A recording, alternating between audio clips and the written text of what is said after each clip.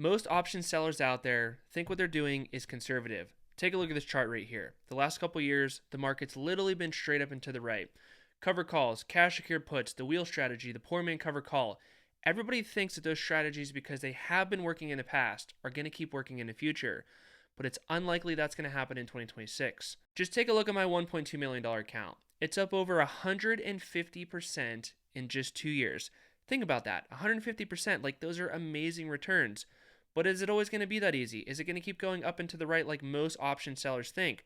The answer is probably no. So in this video, we're going to break down how all the standard retail strategies of selling options are likely to fall apart in 2026, the why behind it, and a better strategy that you can use to capitalize on 2026, because there's going to be a lot of volatility. You see, from 2023 until right now, that 3-year period, the stock market has literally been going straight up and to the right. So what that did is it's conditioning people to think, oh my God, the NASDAQ, it's going to keep going up 133% in just a few years.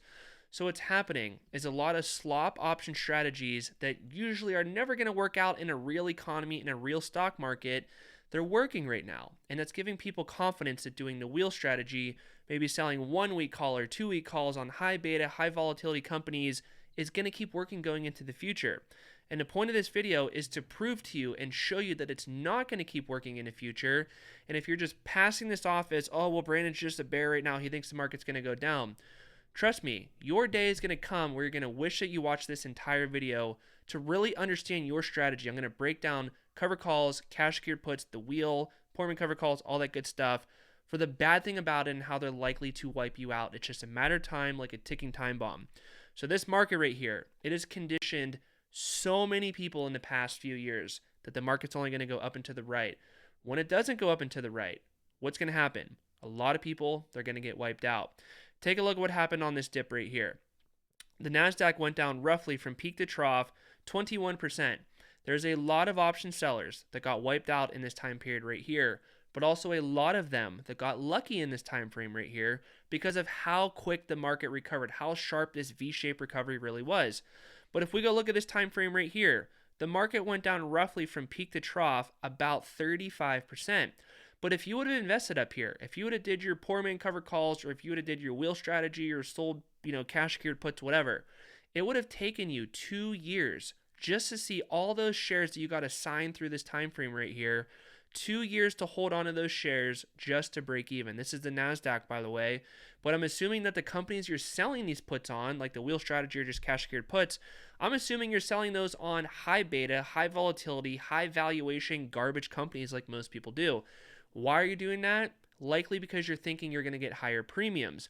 But if you just think about this, just think about how much it costs to insure a 16-year-old girl for car insurance versus a 50-year-old girl. It's obviously way more expensive when they're 16 versus when they're 50 because there's way more risk. So while you might think that you're a genius selling options, getting this huge cash flow right now because it's been working the last 3 years, when the market goes down, you're going to realize that you have a 16-year-old portfolio versus a 50-year-old portfolio that is actually built to last through the downturns too. So that's why this video is critical to understand right now for anybody that started stock options in the last 3 to 4 years, because as the NASDAQ is ripping up 133%, like insane move, it's going to carry a lot of garbage option strategies up with it and a lot of garbage companies up with it too. Think about what happened in a dot-com crash where the market fell like 70% for the NASDAQ. A lot of people made money on the way up.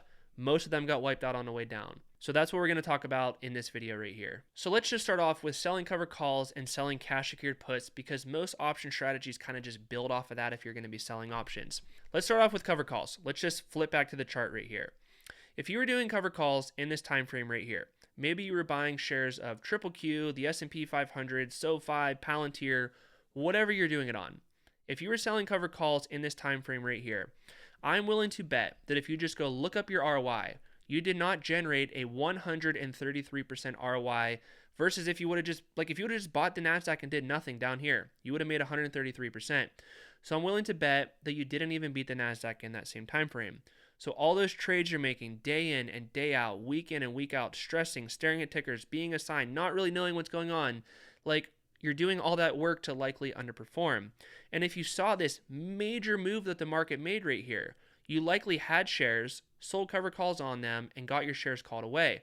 But if you would have just not sold the cover call from the get-go and just held on to the shares and literally did nothing, you would have likely did way better if you would have just did that and not do the cover calls from the get-go to start. So that's a lot of opportunity cost that you had in this time frame right here.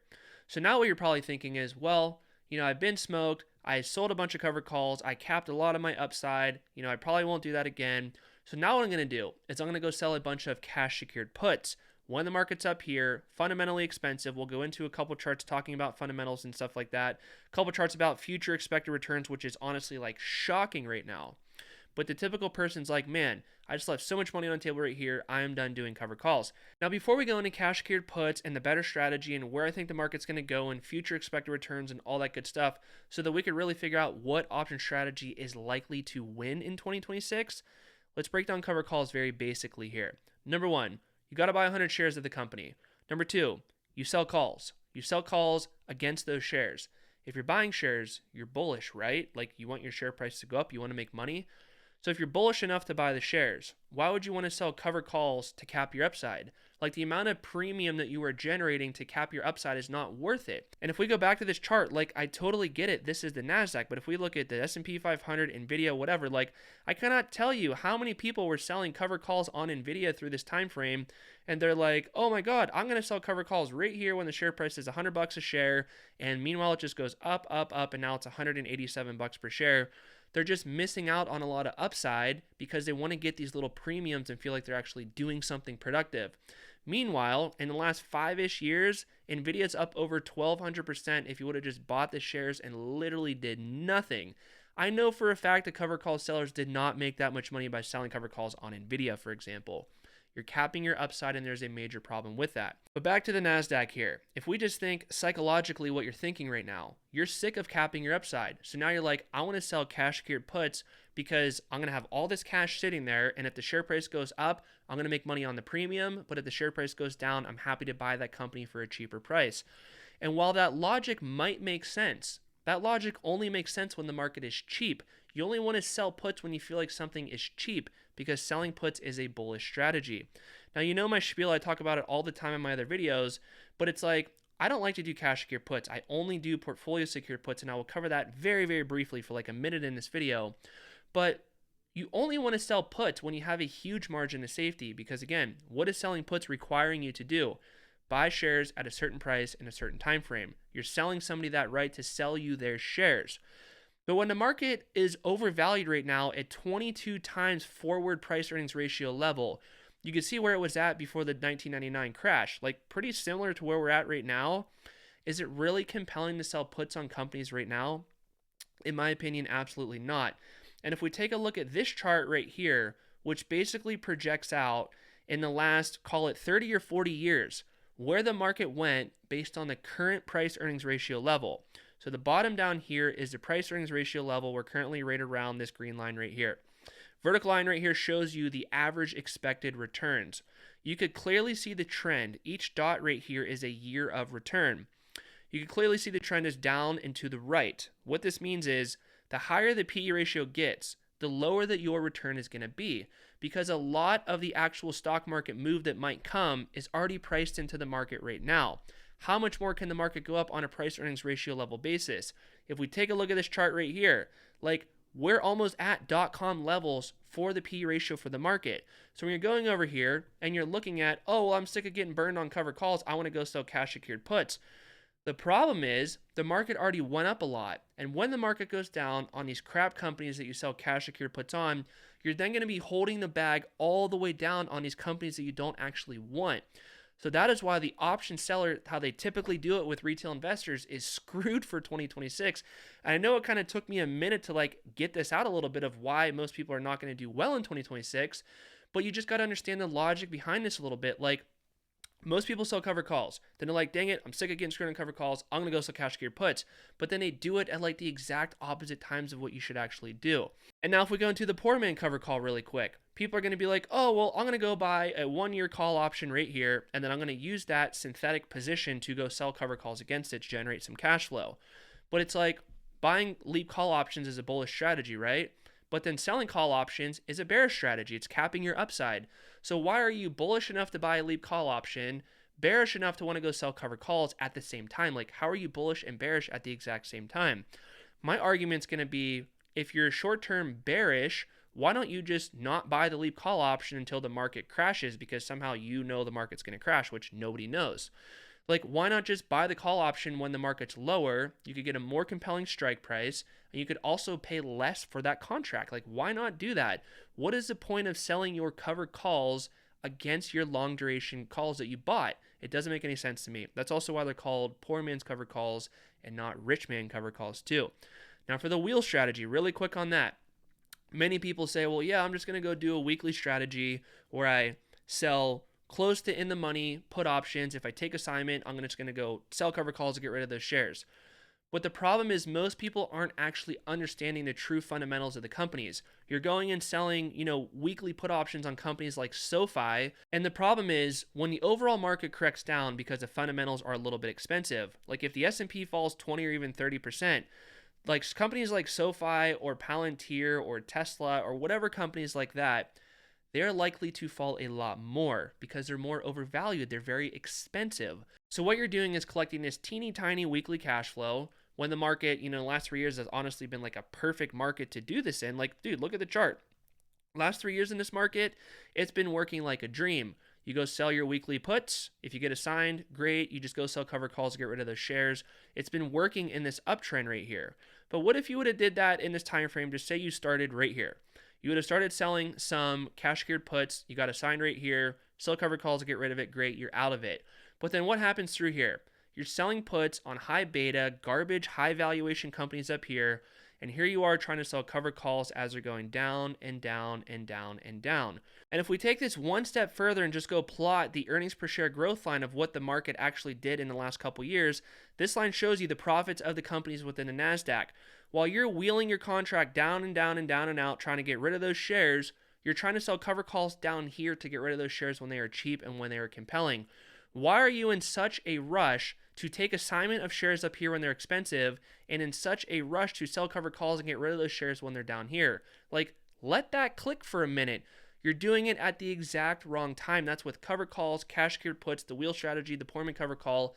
Okay, you get it. Most retail strategies worked in the past because the market was straight up. Now that the market's likely to take a breather or go down, you realize it's probably not going to work. So let's talk about what I think is going to happen in 2026, what option strategy is going to work, and just overall where I think this market's going to go in the short term so that we could capitalize on this stuff and make some money, guys. Like, that's what we're here to do. Let's look at it. I think that the market's going to have a lot of volatility in 2026. We talked about valuations already. We talked about what's going on with China and Taiwan. We talked about potential for tariffs with Trump and stuff like that. Like, I cover this all the time on the channel. There's going to be a lot of volatility here. And people that are going to sell their typical cover calls, cash secured puts, we already talked about the other strategies. I think they're going to have a very, very, very hard time. And if we don't get the crash in 2026, it's going to be coming pretty soon because the pace that the market is going up is unsustainable. The market is going up way faster than where the earnings per share growth line is going. And eventually, with 99.9% confidence, the market is going to correct down to this line or even lower than this line. Like, if we just make an estimate and say the market's this much above right now to this much below, that is roughly a 40% drop if we just go and translate that to right here in the market. This market could easily fall 40%. So you need to have a system that's not only going to survive the crashes, but capitalize on the crashes too. Now, I usually never do this on a channel, but if you made it to the end, you're now going to be able to see inside my account at the time of recording this video. Of course, things change all the time. Maybe I close everything out. Maybe I don't close everything out, but this is only accurate to the time of recording this video. But here's what I got going on right now. Got some Triple Q, some S&P 500, some Tesla, United Health, TSM, Meta, BLV, and NVIDIA. I also have other accounts within a Charles Schwab account. That's why this does not equal the 1.27 million or whatever it is. But this is the bulk of it. Now, what do? I build my base portfolio right here. Roughly, we'll just say 35% of my portfolio in each of these. So like 70% total right here. Some individual companies to fill the gaps on the rest of this stuff. These are only companies like NVIDIA, Meta, TSM, United Health, companies that I feel like are clearly below intrinsic value with a moat, with a durable competitive advantage, and I'm okay to hold them for the long term. Now, when I'm ultra compelled, what am I going to do? Like, take a look at this NVIDIA play right here. Sold puts, collected $25,000 in premium. Premium went to the cash balance in my account. Notice how my cash balance is literally $10 right now. $25,000 went right here. I could have withdrew it, could have blew it, could have went and bought a car, could have went and bought a vacation. But instead, I took the $25,000 right here. And if we go down to the bottom, I have $47,000 of NVIDIA shares. So I took part of the premium, or took all the premium, bought some NVIDIA shares, and I will be patient and ride these shares for a while. But what else did I do with that premium? I took some of it and I bought some of these leap call options right here, which I'm up a couple $1,000 on. And this is kind of like the name of the game. You build your base portfolio, which is likely to be 95% of people in the long term. Straight up, just S&P 500 and NASDAQ, that's going to be 95% of people in the long term. And if you don't believe me, just go look up your compounding and growth rate, because I know that 99% of people watching this did not beat the S&P since before COVID. Don't go comment and say you beat it in the last 3 years. I smoked it in the last 3 years. Like, everyone's a genius in the last 3 years. In my previous videos, I show my ROI and stuff like that. But you build a base portfolio. This is what's securing the sold puts. I don't do cash secured. I do portfolio secured. And if we just look at the Meta trade, I guess, you can see Meta sold them for $46,000. Oh, I'm actually in the way. Let me move myself a little bit. Meta right here, sold them for $46,000. Went to the cash balance in my account. I got some Meta calls right here that I bought. I got some Meta shares down here that I bought. So what's theoretically going to happen is Meta at $5.60 a share, collected $93 a share in premium. My break even is going to be roughly, we'll just say $470 per share. So let's just go load Meta up really quick on the chart, and we're going to go all the way out until 2028. Like, where do we think earnings per share is going to be at in 2028? Meanwhile, my break even, like we just talked about, is going to be $5.60 minus my per share premium received, like $470 per share. My strike price is all the way down here in 2028 for $470 per share. Do we think that the share price is going to be down here when earnings per share is clearly going up and to the right? Like, I have a huge margin of safety and a huge buffer right here. So when I'm selling those puts, when the company is cheap and clearly undervalued, good moat, good pricing power, all the good stuff, the overall macro thesis looks okay. I sell the put, collect the cash flow, reinvest it into the shares, and I be patient and I wait. That very boring and basic system right there, that is what has led me to beat the S&P 500 and the NASDAQ since before COVID by a wide margin. I show this in Discord in real time, by the way. And I don't have to make 14 trades a day. I make a few trades a month. I don't stress. I don't care about day-to-day volatility. I don't care if the market falls 50% in 2026. It doesn't matter to me. I'm always prepared for a 50% crash. My ratios are always well within check, that if I have to take assignment of everything that I sold puts on, I have my base portfolio that I could just go sell, generate cash, and then take assignment. So I never have the opportunity cost of cash sitting there doing nothing. I'm not paying a penny in margin interest. I'm pretty much getting like a free HELOC on my house. And this boring system is something that you're likely to eventually ponder across when you need to find it the most. After you did cover calls, cash secured puts, the wheel, whatever strategy you're doing. Most people, when they join the Discord and the course and they go through it, they're just like, this is really a crazy revelation here. Like, just go on, click the link below if you want. Just go read the reviews. It'll like blow your mind what people say. So the boring system that I just outlined right there, it has beat the S&P and the NASDAQ since before COVID. And unfortunately, because it's boring, people don't want to do it. But guess what I'm here to do? I'm here to keep it real. I'm here to make money, and that's what it's all about. So if you want to learn more about that, click the link in the video description. If you also want to learn more about it, watch this video right here. I have a dedicated video to walk you through it, and I'll see you guys there.